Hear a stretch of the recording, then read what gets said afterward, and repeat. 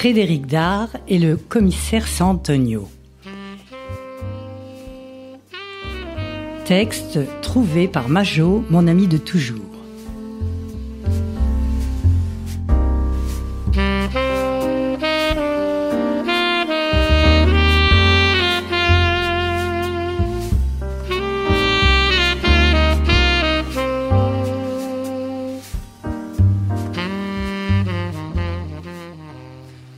Le cycle des aventures du commissaire Sant'Antonio compte 174 volumes écrits par Frédéric Dard et 30 par son fils Patrice Dard.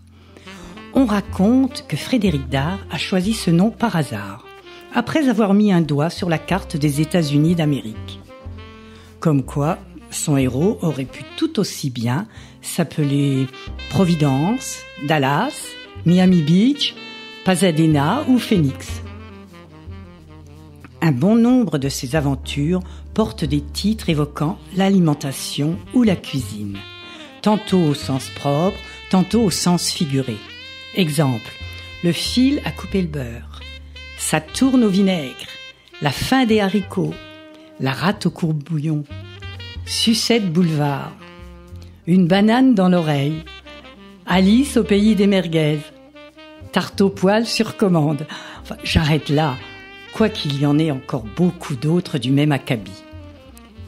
En réalité, Sant'Antonio mange et boit énormément dans ses aventures. Que leur titre ait ou non un rapport quelconque avec les arts de la table. Il aime la bonne chair et mange et boit à peu près tout, sauf l'anisette, les tisanes, les poireaux, l'ail et les oignons frits. Infamie potagère, proclame-t-il. Raison pour laquelle, sans doute, il n'hésite pas à se mêler des oignons des autres quand il mène ses enquêtes. Il est chauvin, rabelaisien, et à ces deux titres, il préfère de loin la cuisine française de tradition ancestrale, la sacro-sainte tambouille enracinée aux 6 coins de l'Hexagone, y compris le casse-croûte pris à la sauvette, entre 2 rendez-vous professionnels ou galant. De la boustifaille tricolore en somme, genre œuf mayonnaise, omelette au jambon, quenelle de brochet, raie au beurre noir, truite meunière, paupiette, baba au rhum, tarte tatin. Preuve qu'un authentique gourmet ne cherche jamais des plats compliqués et ne va pas forcément becqueter dans les restos au goût du jour, illuminés par des étoiles. De même, il boit franchouillard, mais cela ne veut pas dire qu'il avale de la bibine et du picrate. Bien au contraire.